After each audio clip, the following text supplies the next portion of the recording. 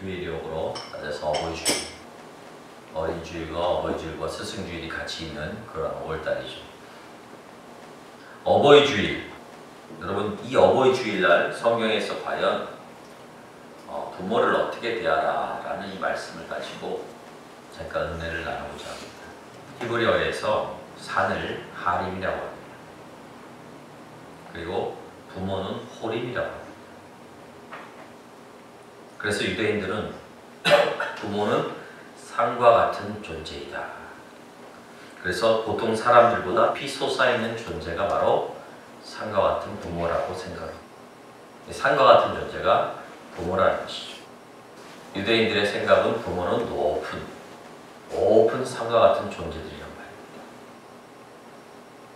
우리가 이 부모에 대한 구약과 신약을 통틀어서 훑어보면 아주 공통적으로 발견되는 주제가 있어요. 첫 번째로는 부모를 반드시 공경하라고 했습니다. 그 다음에 부모를 즐겁게 하라. 낳은 어미를 특별히 기쁘게 하라고 했습니다. 그렇죠?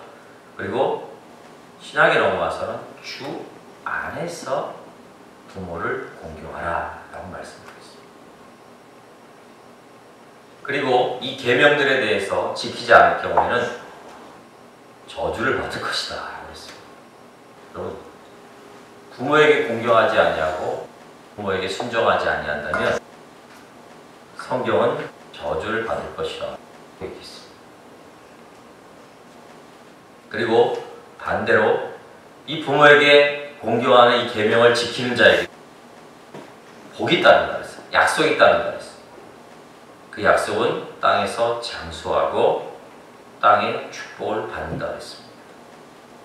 그리고 신약의 디모데전서 5장 4절에 보면 이 부모를 기쁘게 하는 이 일이 자녀들이 예수님을 기쁘게 하는 일이다 라고 성경은 증거하고 있습니다.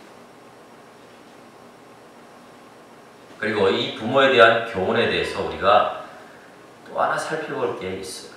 이 세 가지 단어를 연상하면서 생각해 봐야 돼요. 오늘 설교의 제목처럼 첫 번째, 그리고 적극적, 그리고 약속이라는 이 세 가지 단어를 우리는 연상을 하면서 부모에 대한 교훈을 생각해 봐야 돼요. 여러분, 적극적이다. 부모에 대한 계명. 부모에게 공경하라는 것은 이 계명은 적극적이라는 연관을 짚습니다. 풀이하면요, 오늘 자녀들이 존재하게 되는 것에 대해서 감사를 하고 은혜를 갚는 것이 인간다움의 첫 걸음, 첫 번째라는 것입니다. 그러니까 우리 자녀들이 부모로 인해서 존재하게 되므로 그 존재하게 되는 것에 대하여 감사하고 그 존재하게 돼야 대한 은혜에 대한 보답을 하는 것이 인간다움의 아주 첫 번째라는 것이에요. 그래서 부모를 공경하는 것은 이 첫 번째, 아주 인간다움의 첫 번째 도리가 바로 부모를 공경하는 것이다 라는 것이 성경의 교훈입니다. 두 번째는 적극적이었어요. 적극적. 부모를 공경함에 있어서 적극적이어야 돼요. 이 말은 무엇이냐면 십계명에서 사람과의 관계에 있어서 다 뭐뭐하지 마라, 뭐뭐하지 마라, 뭐뭐하지 말았는데 부모에 대한 공경에 대한 교훈은 적극적으로 하라라는 것입니다. 그러니까 부모를 공경하는 일에는 소극적인 자세보다 적극적으로 부모를 공경해야 된다라는 것이 성경적인 교훈입니다. 세 번째로 약속이라는 단어를 생각해야 돼요. 부모를 공경하라는 계명만이 유일하게 사람과의 관계에서 축복을 허락하신 계명이라는 것입니다. 여러분, 사람과의 관계의 계명 중에서 유일하게 축복을 허락하신 계명이 바로 부모를 공경하라라는 계명입니다. 여러분, 사람다움의, 인간다움의 아주 첫 번째인 부모 공경을 적극적으로, 또 적극적으로 행함으로 하나님의 축복을, 하나님의 약속된 축복을 누리시는 모두가 되길 예수 이름으로 부탁드립니다. 그러면 우리가 본론적으로요, 현대를 사는 우리들에게 어떻게 이해하고 받아들여야 될 것인가 한번 살펴보자. 자, 그러면 왜 자녀들은 부모를 공경해야 된다? 왜 공경해야 할까? 이것에 대해서 성경은 어떻게 말씀하고 있을까? 오늘 본문 말씀에 보면 자녀들아 너희 부모를 주 안에 순종하라 그리고 이것이 옳으니라 라고 말씀하고 있습니다. 부모를 주 안에서 순종하는 것이, 공경하는 것이 옳다고 얘기하고 있습니다. 부모를 왜 공경해야 됩니까? 이것은 옳은 일이기 때문에 그렇습니다. 원문에는 왜냐하면 이것이 옳기 때문에 부모를 공경하라는 것입니다. 부모 공경은 다른 데 있지 않습니다. 부모에게 무엇을 바라서가 아니라 그것이 옳기 때문에 성경은 부모에게 순종하고 공경하라 말씀하고 있는 것입니다. 그래서 옳다라는 말은요, 의로운 말이다 라는 뜻이에요. 당연하다라는 말의 뜻이 있습니다. 봄이 오면 눈이 녹고 꽃이 피는 것은 당연한 것이에요. 그와 같은 것이 옳은 일이란 말이죠.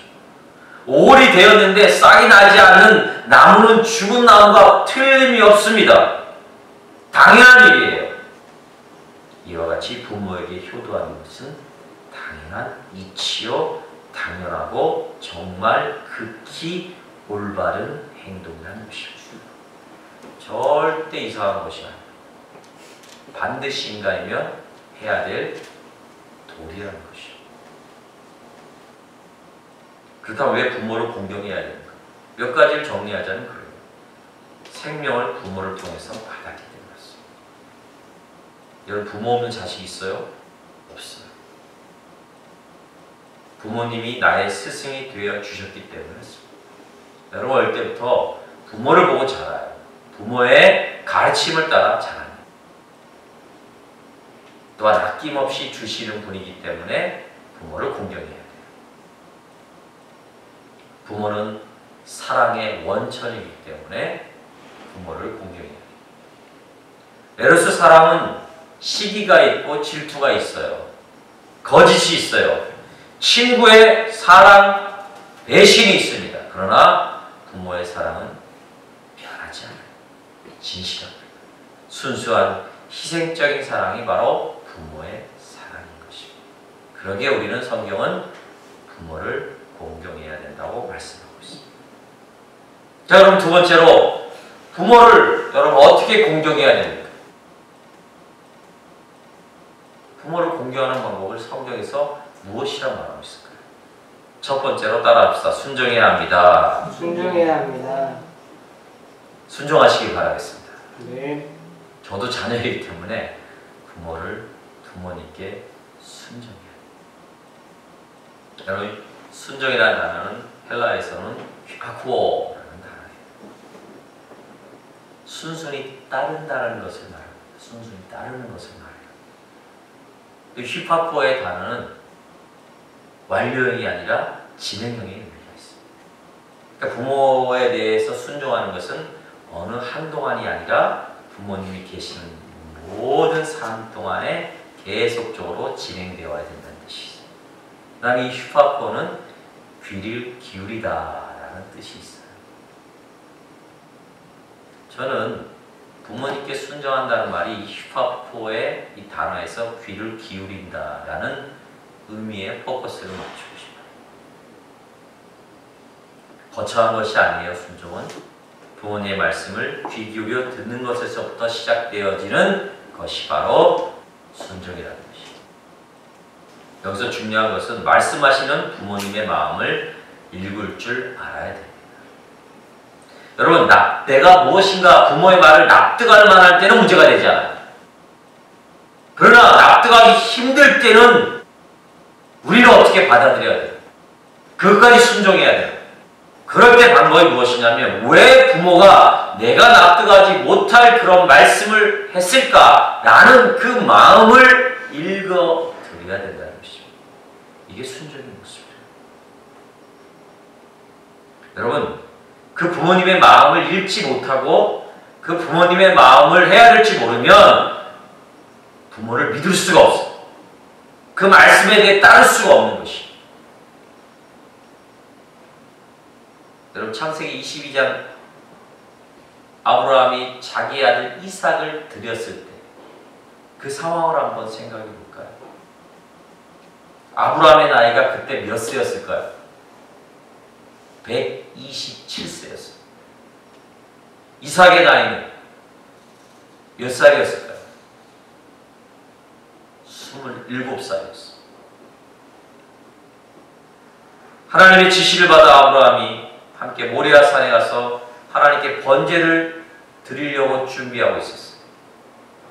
이삭이 번제에 쓸 나무를 지었고 두 사람의 종이 불과 칼을 들었어요. 그런데 이삭이 볼 때 납득할 만한 상황, 납득할 수 없는 상황이 있죠. 아버지가 번제에 쓸 재물을 준비하지 않냐. 그래서 이삭이 아버지께 물었습니다. 그런데 아버지 아브라함은 알쏭달쏭한 답변을 하죠. 내 아들아, 번제할 어린 양은 하나님이 자기를 위해 친히 준비하시리라. 이해할 수가 없었지만 이삭은 아버지의 말씀을 믿고 그 말씀에 더 이상 손을 달지 않았어요. 아, 저렇게 말씀할 때는 아버지가 어떤 다른 뜻이 있었을 것이라는 믿음을 가지고 모리아 산으로 갔어요. 그런데 더 황당한 상황을 당하죠. 갑자기 모리아 산에 도착했을 때 아버지 아브라함이 이삭을 묻기 시작해요. 밧줄로 묶기 시작. 꽁꽁 묶기 시작. 그리고 제단 위에 올려놔요. 그리고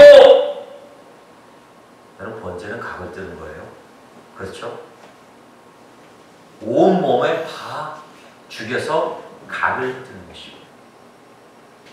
제가 왜 나이를 강조하지 않습니까? 아브라함의 나이는 몇 살이라 그랬죠? 127세. 이삭의 나이는 27세. 아무리 아버지라도 자기를 죽이려 하는 칼을 들고 각을 뜨려 하는 자기를 아버지지만 거기에서 살아나려면 혈기왕성한 27세 이삭은요 아버지께 대항할 수 있었어요. 결박을 풀 수 있어요. 힘으로 풀 수 있고 아버지를 제압할 수 있습니다. 그러나 이삭은 묵묵히 아버지의 뜻을 따릅니다. 왜 그랬을까요? 아버지를 믿었기 때문에 그렇습니다. 아버지의 마음을 헤아렸기 때문에 그렇다는 것이죠. 그렇으면 이게 순종이에요. 부모의 말씀을 귀 기울여 듣는 것, 그리고 이를 믿고 따르는 것, 이게 바로 히파코라는 순종의 의미인 것입니다. 순종하는 마음으로 부모를 공경하시고 믿음의 자녀가 되시길 예수 이름으로 부탁드립니다. 예화 하나 줄까요? 시골 동네에 아주 작은 지점이 있었어요. 작은 은행이 있었어요. 다들 식구처럼 알고 지내는 그런 은행이었어요. 그런데 어떤 할머니와 은행 직원이 작은 말다툼을 하고 대화를 하고 있었어요. 할머니 돈을 찾아드리려고 그러는데 할머니 비밀번호가 뭐예요? 이렇게 은행 직원이 물었어요. 그때 할머니가 대답하기를 비둘기 그랬어요. 할머니 장난하지 마시고 비밀번호가 뭐예요? 그래 돈을 찾아드리지 할머니. 비둘기 그랬어요. 은행 직원이 짜증이 났어요. 할머니 바빠 죽겠는데 왜 그러세요? 빨리 비밀번호를 대세요. 할머니가 작은 말로 비둘기라고 그랬어요. 은행직원이 너무 화가 났어요. 큰 소리를 쳤어요. 마지막 은행 직원이 비밀번호가 맞아고요 할머니. 장난하지 마시라고 했더니 구구구구 그랬어요. 비둘기가 구구구구 하니까 구구구구 했어요. 그 은행이 온통 웃음바다가 되었어요. 잘 들어준 의미를. 누구에게? 특별히 부모에게 여러분들의 마음의 길을 열어놓고 부모의 마음을 이해하며 헤아릴 줄 아는 그런 자녀가 되시길 바라겠습니다. 두 번째로 어떻게 부모를 공경해야 되냐면 따라합시다. 의로운 자가 됩시다. 의로운 자가 됩시다. 잠언 23장 24절에 보면 의인의 아버지는 크게 기뻐할 것이다. 이 말을 다른 말로 하면 의인된 자녀를 둔 아버지는 엄청나게 좋아할 것이다. 기뻐할 것이다. 라는 말씀이에요. 여러분들 부모에게 효도하는 일은 의인된 자녀가 되는 것입니다. 그래서 의롭다, 의인이란 말의 뜻은 히브리어로 보면 짜다크 예수율이 있습니다. 이 의인이란 말은 올바르고 깨끗한 사람. 여러분, 자녀가 깨끗하고 올바른 사람은 그 부모의 기쁨이 되는 것이에요. 공부를 잘하고 돈을 잘 벌고 성공하는 것 모두가 즐겁죠. 그러나 공부 잘하는 것 이전에 올바르고 깨끗한 믿음의 사람이 되는 것이 부모에게 더 큰 공경과 효도의 상황인 것이죠. 여러분, 돈을 잘 버는 것 이전에 올바르고 깨끗한 믿음의 사람이 되는 것이 더 중요함을 성경을 가르치고 있습니다. 여러분, 요새 들어서 우리가 사는 현대에 들어서 돈의 가치 때문에 아니면 명예의 가치 때문에 사람의 진리와 사람의 그 순수함들이 많이 사라지고 있어요.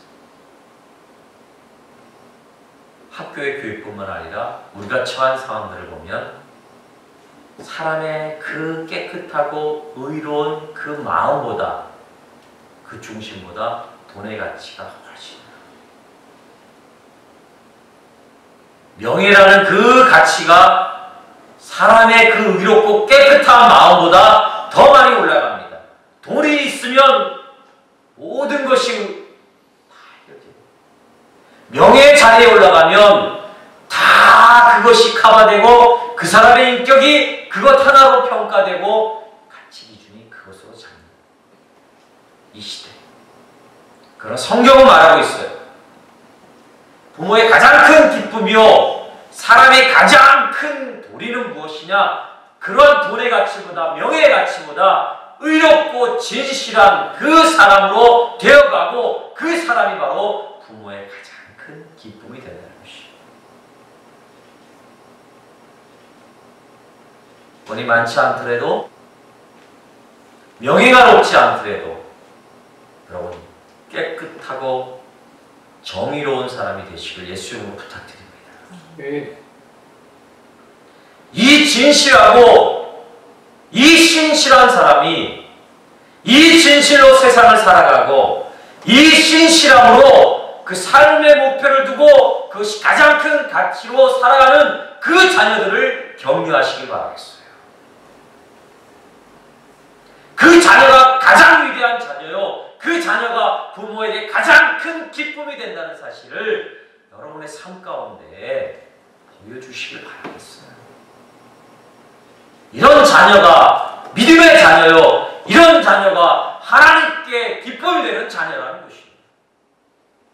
왜 우리는 정말 세상적인 기준과 세상적인 가치를 가지고 자녀들에게 효도를 받기를 원하십니까?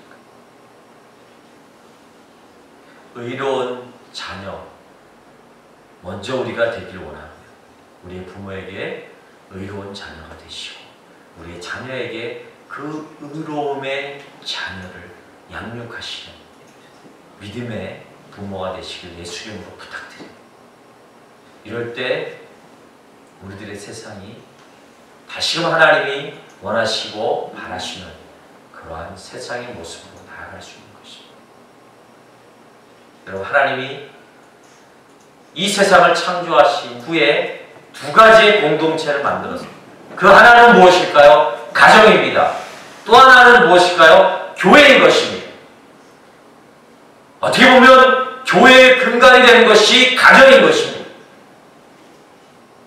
우리들의 가정이 파괴되어서는 안 됩니다. 우리들의 가정이 그렇게 의로운 자녀들이 많아지는 그 가정으로 하나님이 세우신 그 온전하심을 이루어 나가는 그러한 가정으로 먼저 회복되길 예수 이름으로 부탁드립니다. 아멘. 그러한 자녀가 됩시다. 그러한 부모가 됩시다. 그것이 가장 큰 가치요. 그것이 가장 큰 재산이요. 그것이 가장 큰 놀라운 보화라는 것을 우리가 보여주고 가르치는 믿음의 부모들, 믿음의 자녀들이 되시길 예수 이름으로 부탁드립니다. 아멘. 그런데요, 지금의 세대에서는 올바르고 깨끗한 사람이 되게 하는 것은 저는 불가능하다고 생각합니다. 세상의 교육은 무너졌습니다. 오직 성경과 예수 그리스도가 아니면 이 진실하고 의로운 존재가 될 수 없음을 우리는 확신해야 된다는 것입니다. 세상의 교육, 세상의 방법은 무너졌습니다. 오직 대안은 예수 그리스도시요 말씀밖에 없다는 사실을 우리가 먼저 기억하시고 아멘. 그 말씀의 사람으로 의로운 하나님의 자녀가 되시길 바라겠고 아멘. 의로운 부모의 자식이 되시길 바라겠고 그러한 부모가 되시길 예수 이름으로 부탁드립니다. 아멘. 그러기 위해서 우리가 믿음의 사람으로 의로운 자로 본이 되는 모습으로 나아가야 됩니다. 아멘. 이 말씀 앞에 저도 부끄럽습니다. 그렇게 살지 못합니다. 그러나 우리는 그 삶을 포기해서는 안 됩니다. 그래서 다시 회복해야 할 이 가정의 모습이 우리가 이루어야 될 믿음의 가정의 모습일 것입니다. 더욱더 세상은 이러한 우리들의 믿음의 가정, 의로운 자녀들이 양육되어지고 길러지고 그러한 가정에 대해서 파괴하고 도전하고 그것을 깨트리려고 노력합니다. 우리는 그런 사단의 도전에 어떻게 해야 될까요? 포기하고 세대적인, 시대적인 흐름이라 그것을 그냥 방관해야 될까요? 사랑하는 성도 여러분, 그것에 예수 그리스도께서 해답이 되시고 우리들에게 본이 되어주시는 바라보고 경험하시고 나아가길 바라겠습니다. 그러한 자녀와 부모들, 그러한 진정한 가정이 회복되어지는 그러한 모습들이 우리들의 모습 속에서 온전히 회복되어지고 완성되어가는 그러한 믿음의 성도들, 믿음의 자녀들, 믿음의 부모들 되길 예수 이름으로 부탁드립니다. 아멘. 결론을 맺겠습니다. 오늘 어버이 주일에 있어서 성경은 명령법으로 자녀들에게 권고하고 있습니다. 자녀들에게 분명히 단호하게 말하고 있습니다. 주 안에서 부모에게 공경하라. 이것이 옳으니라. 마땅하니라. 이것이 사람들의 가장 첫 번째 계명이라. 그 일을 소극적이지 않고 적극적으로 행하는 신앙의 사람들이, 자녀들이 되어라. 그리고 그 적극적인 실천의 행함에 하나님이 주신 축복, 약속을 받아 누려라. 이 말씀을 기억하시며 그 말씀을 온전히 여러분들의 가정 속에 이루어 나가시는 믿음의 자녀들 되시길 예수 이름으로 부탁드리겠습니다. 기도하겠습니다. 하나님 감사합니다.